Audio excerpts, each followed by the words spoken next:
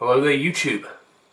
So, I thought that I would I'd tackle the issue of disturbing books. I've seen a couple of videos on YouTube recently discussing what they find to be the most disturbing books they've ever read. Now, I'm going to keep this to fiction, because I think we can all agree that if we include non-fiction, pretty much any book about the Second World War can probably rip any fiction apart, because knowing it's real is just enough to push it over the edge. So there are certain things that we just can't include. I would also go as far as to say there are certain things out there that even put that to shame, but that's for another time. So yeah, I have a selection of 5. I've got what I consider my 5 most personally disturbing works of fiction, and I think that you're going to find them interesting because they're a little bit different from what most people have chosen. So I'm going to start with choice 1, and this is representing a larger body of work, and that is the works of H.P. Lovecraft. Now here I have At the Mountains of Madness.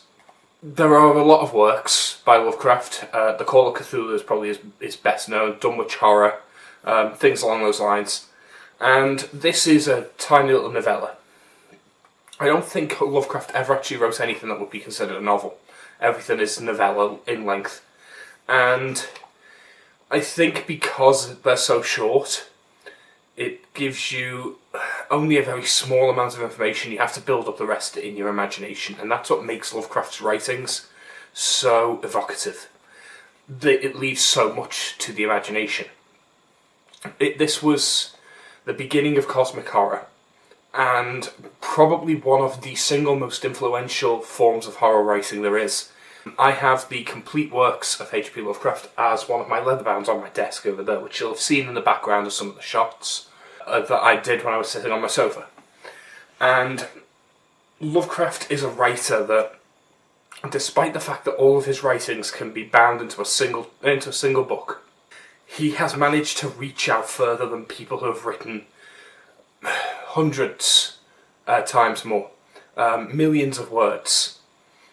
All of his words can be probably boiled down to maybe 300,000 words total for everything he's written, and yet he has more impact on the genre than people who have written 10, 15 book series. And that, I think, says a lot. He's influenced both fantasy and horror, both in the scale of his writing and the style of his writing. But it's gone further than that. Its influence on films and video games are greater still. It's surprising just how many people will draw on Lovecraftian imagery.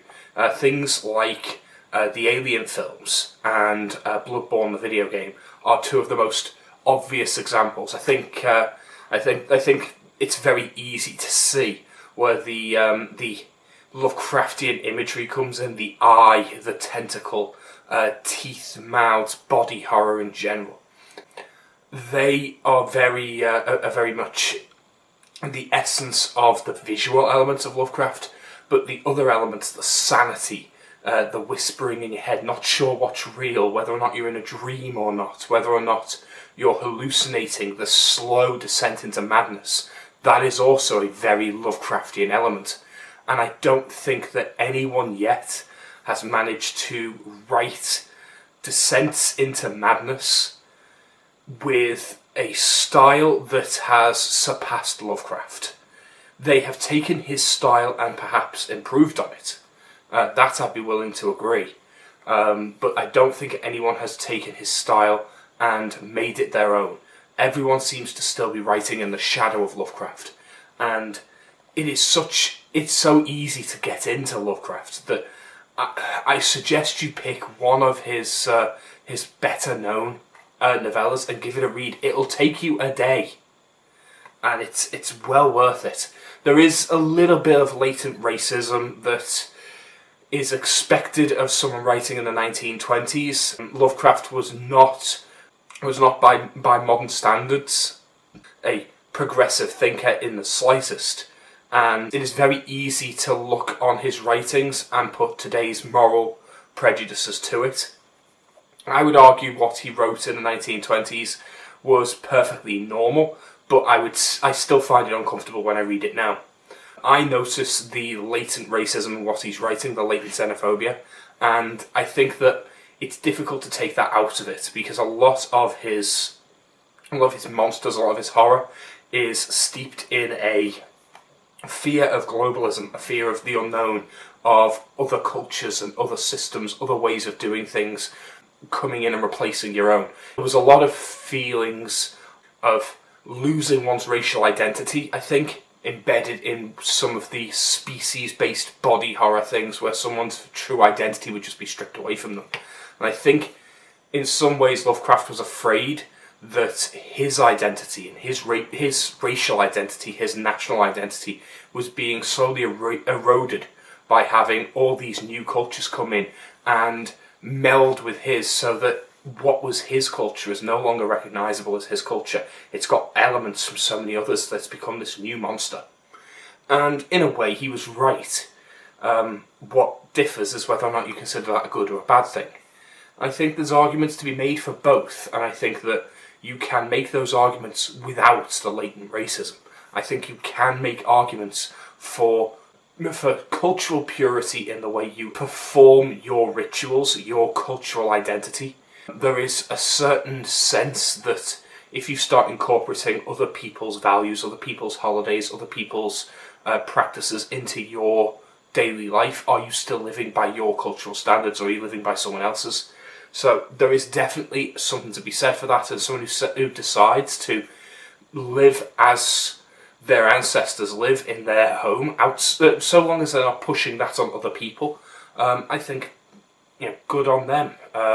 More power to them if that's how they want to live their lives. So I think that there was a lot of fear that Lovecraft felt that his identity was being stripped away, and that's an interesting point. I'd be interested to see how other people feel reading along. So that's my first choice. My second choice, Pet Sematary by Stephen King. This is the only Stephen King on my list, and given how much King I've read and how little of everything else I've read, I was surprised I only put one King on. I almost put two. There was almost a second Stephen King on this list. But ultimately, if there is ever a King book that is genuinely horrifying, it is this one. From the perspective of someone who doesn't have children, isn't in a long-lasting relationship, has never had the genuine feeling of loss, of losing a loved one. Both of my parents are still alive, and all of my grandparents died before I was 5, so I was too young to really feel that loss. So for me, it was one of those things where I'm looking at it from an abstract, and this still bothers me to my core. This still gives me chills. I can only imagine how much more this would affect me if I had children, and if I had lost loved ones. The closest thing I have to relate to this is the loss of a pet, and it is very clear throughout this book that the loss of a pet is orders of magnitude lower than the loss of a person. And I can see that. So yeah, I don't want to go into too much detail, but obviously it is well known what this book is about. The tagline is "Sometimes dead is better." It is about a pet cemetery where there is a discovery that if you bury a dead animal there, it will come back to life. I will leave you to muse on what possible things could come of that. And yeah, it is creepy and it is otherworldly. It hits exactly the right point you want it to hit for a horror novel. It is terrifying if you're a young reader, if you're late teens, early 20s, and you want something that's just terrifying. This is terrifying from an uncanny valley perspective. But if you're an older reader, this becomes disturbing from a personal perspective. And I think I can understand that. Even though I don't have those connections, I think I can understand it just from a pure empathy point. So that's my fourth choice. And it's very possible that this would be higher on my list if I could relate to those elements personally, directly.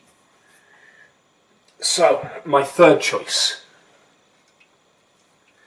Now, my third choice is an interesting one because it's one that has the caveat that it comes with some honourable mentions, and I have them here.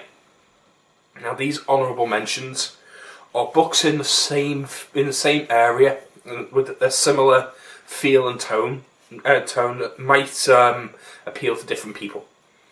And it includes one of my favourite books, which I don't consider to be as terrifying, as disturbing. And these books are all somewhat dystopian, and that is Fahrenheit 451 by Ray Bradbury. One of my favourite books. The Handmaid's Tale by Margaret Atwood.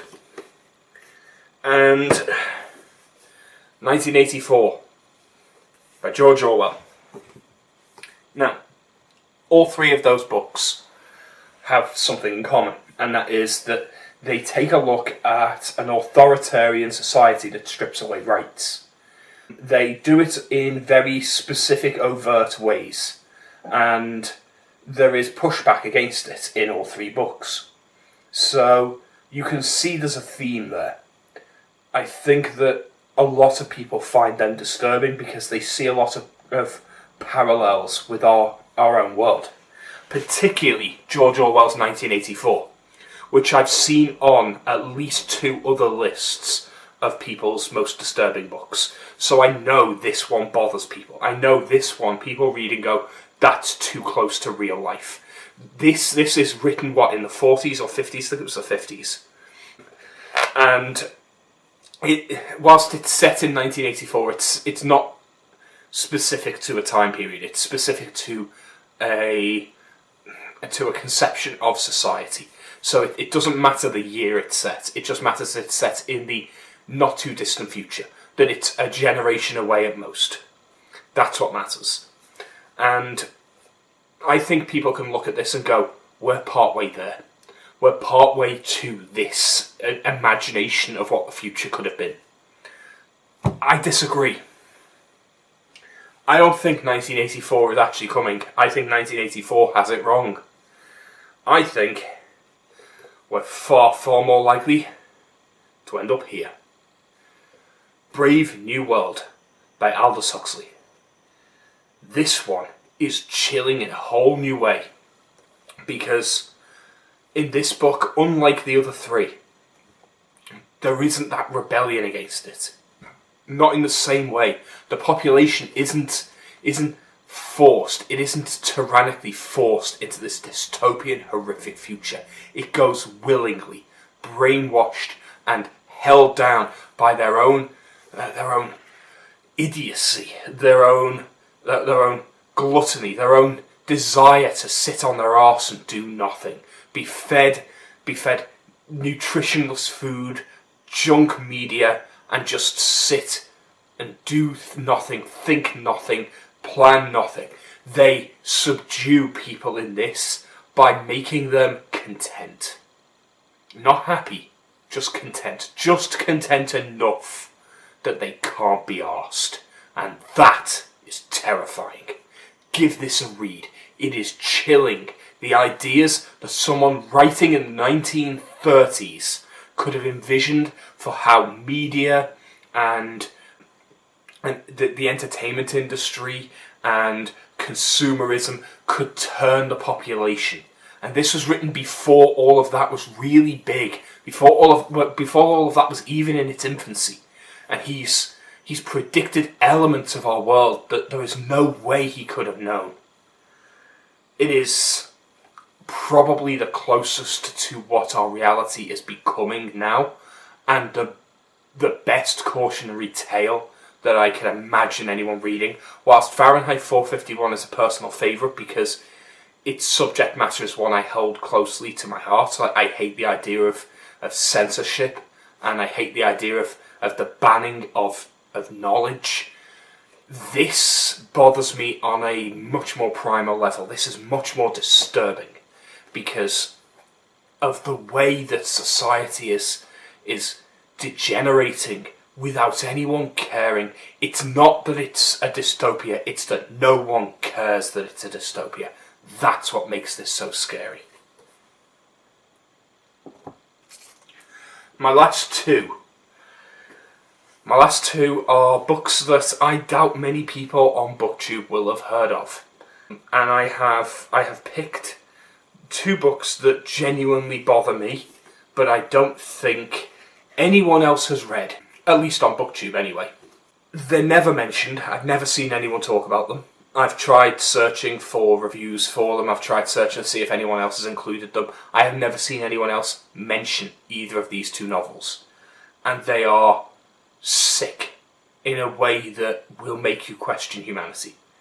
The first one I have is The Last King of Scotland by Giles Foden. This is an interesting one because the film as well is also quite disturbing, with James McAvoy in. One of his early roles as well. It's actually a really good film. I recommend the film as well as the book. Now, this is a fictionalised novel of a real event, which is a weird way of doing it. This is the atrocities of Idi Amin in novel form from the perspective of a fictional journalist who gets close to and has the ear of the king. Now, that journalist didn't exist, but if he had, this is what his account of being close to Idi Amin during his ruthless dictatorship of Uganda would have been like. And it is beyond horrific. The things Idi Amin did, the things Idi Amin made other people do, the disregard for human life and liberty is so heart-wrenching, it's so visceral that you'll be hard-pressed to find a work of fiction that is more disturbing than this. And it's largely because this is kind of breaking my rule. And that's because this is real life. Which, I know, I said that I picked novels because you could easily pick anything the Nazis did. You could pick the rape of Nanking and you've easily got something way more horrific. The reason this skirts the line is it is still technically a novel. It is still fiction. The journalist in this doesn't exist. He never existed. He's not even based on a real journalist. He is a fictional element. But the atrocities that Idi Amin did, they are real. And that's what makes this such a difficult read. Because even though it is just a story, you know deep down it's really not. And that makes this so much harder. I think that makes this possibly the most disturbing, if I'm really honest. It's simply because of the real life aspect. But if I take that aspect away, if I ignore the fact that this is real life, that these events did happen, then this would still be disturbing. This would still be disturbing even if it was a pure work of fiction, just because of just how horrific Idi Amin really was. Like, just how horrible, just how evil this man was. He was delusional and dangerous in a way that so few men manage to be. So, yeah. I think this would still be in my list. I'm not sure how much whether it would be higher or lower. Probably a little lower, maybe. But yeah, this is a read I'd recommend, but it is not for the faint-hearted. Now, my last book, and I will point out there is a glaring hole in my reading here. There is an author whose books could have made my list. I have been told by many people that they might, and I've seen his name appear on many lists of most disturbing books, and that is the author right behind me, Cormac McCarthy. I have his books here. I have not read them yet, so they don't go on the list. If I've not read the book, it can't go on the list. So Cormac McCarthy's books, they are on my to-do list. I will be reading them. There is every possibility one of them will jump onto this list if I ever did it again. So, I will let you know if one of them has bumped something off. But the last book I'm going to talk about, and this is the book that's going to make this video genuinely potentially banned off YouTube, because just describing the plot of this book is going to be the kind of thing where the YouTube algorithm might actually flag this video. This is how horrific this one is. And yet, it is fascinating. And that is The End of Alice by A.M. Holmes. The End of Alice was almost banned, and it's a fairly modern book. That tells you a lot already. Not at all for the faint of heart. This is a book about paedophilia. But unlike Lolita, for example, which I have up here, which I would say isn't anywhere close to as disturbing. It's got a disturbing subject matter, but Lolita wouldn't have even made my top 5. It might have made a top 10. The End of Alice is way worse, because in Lolita, the main character is aware that what he's feeling is wrong. And you can tell by the texts that whilst he's trying to justify himself, he's trying to justify himself. And you only try to justify yourself if deep down you know there's something wrong in what you're doing. And at the same point, the young girl, who he calls Lolita, is also playing on this. The idea that teenage girls are completely innocent can be thrown out of the window. Teenage girls are anything but innocent. Teenage girls know exactly how much power they have over grown men, and they know how to use it. You only need to go and look on the likes of TikTok today, and you can find so many examples of teen girls, or even pre-teen girls, dancing and twerking in bikinis. They get banned, they set up new accounts. It's quite a disturbing trend, because they're setting these accounts up themselves. They know that there is a demand out there for teenage arse on the internet, that there are grown men who want to look at that, and not paedophiles, just men who want to look at that, because teen girls reach sexual maturity at around 13 or 14, some even younger than that, and they start to age very quickly. It is very easy for there to be a 14 or 15-year-old girl who is indistinguishable from a 20-year-old girl physically. That is a fact of reality. And there are a lot of teen girls who know this. There are many studies that have shown that female attractiveness peaks at around 18. So, and I said peak, not begins, peaks. So, they go through early teens, mid-teens, get to 18, that's their peak, and then they start to become less attractive. Which means that means 17 and 19 are equivalent. That means that 16 and 20 are equivalent. Oh, I mean, that's a gross over-exaggeration, but even still, what I'm saying is there is an equivalency there. Now, I'm not saying that it drops off as fast as it grows, because it clearly doesn't. But what I am saying is that it is very, very clear that the reason that our age of consent laws are the way they are is nothing to do with biology and everything to do with psychology. The reason that we have age of consent laws is because kids can't consent. They don't have the mental capability to consent, at least not to the degree that we would want for sexual interactions. Now, I think it's again another gross oversimplification to say a 15-year-old can't consent. I was perfectly capable of consenting at 15, and I know plenty of other people who were perfectly capable of consenting at 15. But we need to draw the line somewhere. I also know plenty of 17-year-olds who can't consent. The age of consent in this country is 16. So there are plenty of immature 17-year-olds who would not be ready, who would be easily coerced and easily taken advantage of by someone with social power and the ability to manipulate them. It's something that we need to look out for, and it's something we need as a society to protect. And generally speaking, it goes in one direction. It's usually the older man and the younger girl. It can go the other way, and there are examples of that, and when there are examples of that, it is usually ignored by all of society. Society can't handle the idea of like a 35-year-old teacher who diddles a 13-year-old boy.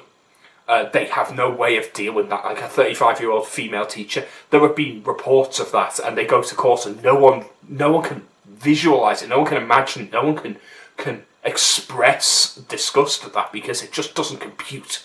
It just doesn't fit in our psyche. And the main reason being, of course, is that boys don't go through puberty the same way. Boys aren't really going through puberty until very late teens. Like, I mean, there are puberty markers in your mid-teens for a boy, but honestly, boys aren't really ready until, at the earliest, like 15, 16. Like, and even then, they get more mature as they grow. I mean, they can be sexually active at that age, but they're still maturing right until their late teens, some of them right into their 20s. Girls mature so much faster physically, but mentally, that's what matters. And that's why Lolita is such a mess with your brain, because the girl in Lolita is 12, which sounds ridiculously young, but it's really not. There are plenty of examples that we could show you. Like, I could find models, like, I've seen adverts for Sheen bikinis, and if you look up Sheen bikinis, you can find a lot of 12 and 13-year-olds who model them on YouTube and Instagram and TikTok, and they look way older than you would think. I can show examples of people from different TV shows where they've had teenage actors and actors in their 20s, particularly when it comes to women, playing girls that are the same age in schools, and people can't tell the 15-year-old actress and the 21-year-old actress apart. Genuinely, I've done this online. I've gone, can you tell which one's over the age of consent out of these two? And they can't tell. Now, like, one of them's in their 20s, one of them is jailbait. Pick which one. Can't tell. And that's something that you can only really tell when you actually see them in person, because body language, speech patterns, the way they introduce themselves, the way they talk, the way they hold themselves, their confidence levels are very different. You can immediately tell a teenager from someone in their 20s just by the way they talk, by the way they look at you, by the way they hold their body.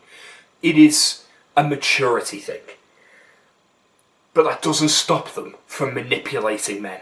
And some get very good at it.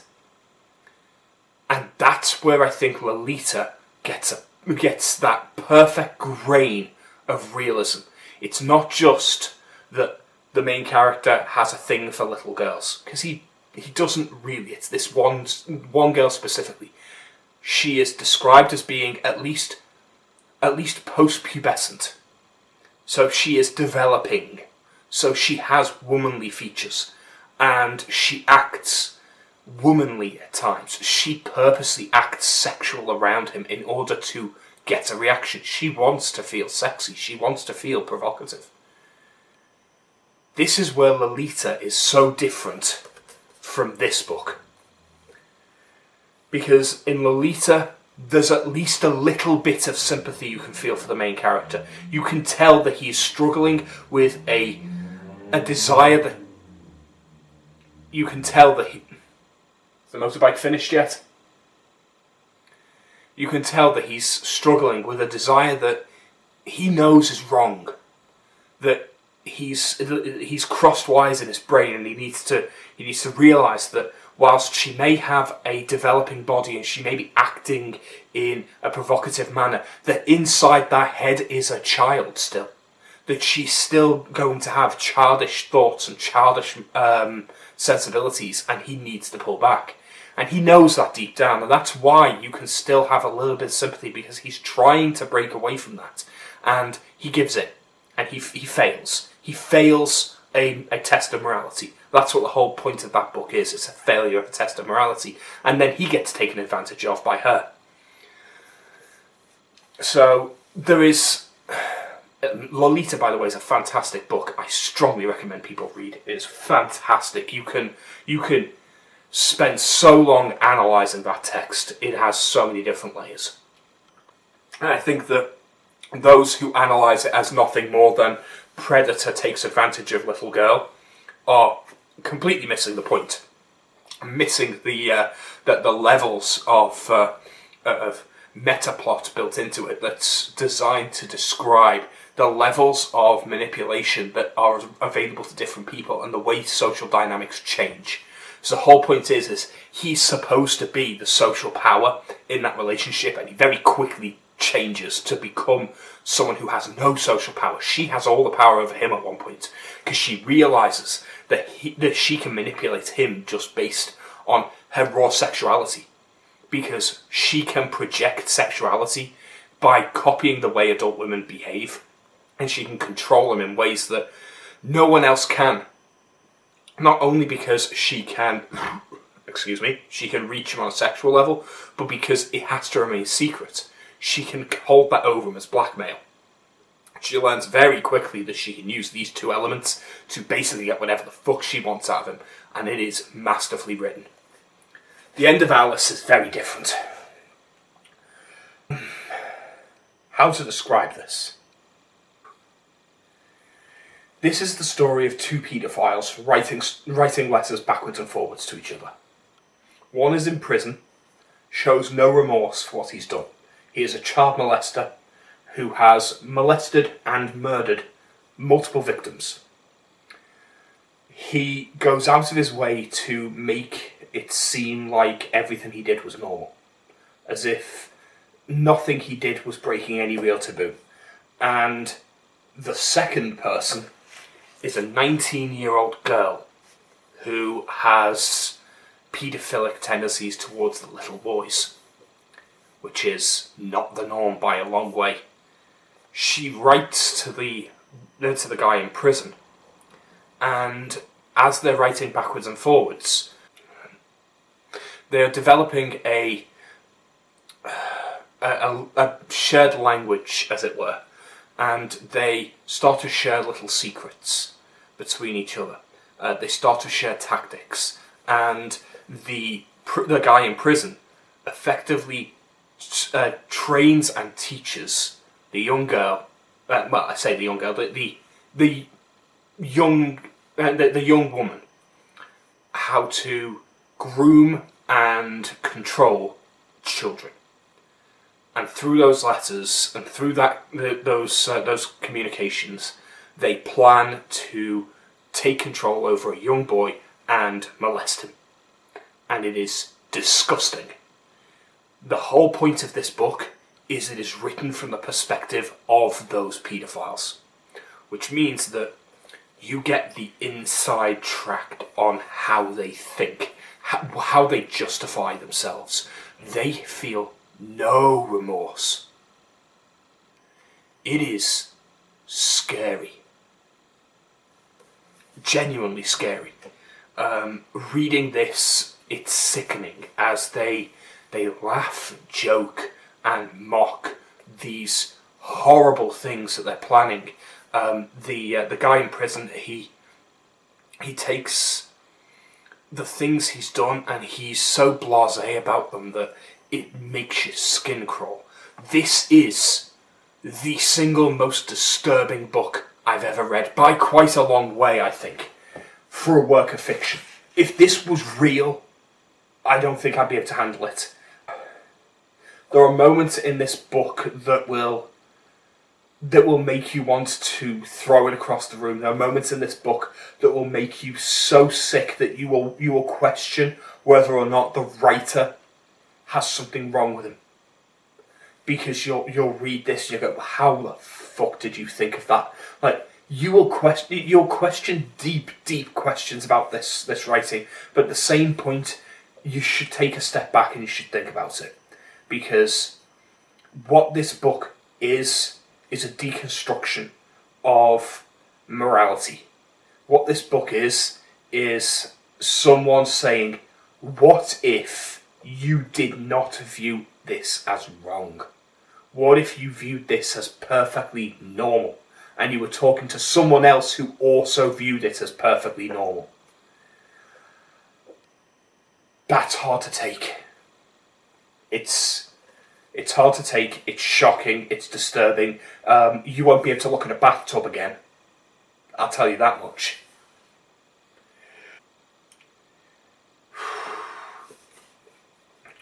The End of Alice. Not for the faint of heart. This is actually a good book if you can stomach it. And that's my top 5 most disturbing books. Hope you enjoyed it. I'll see you next time. Bye.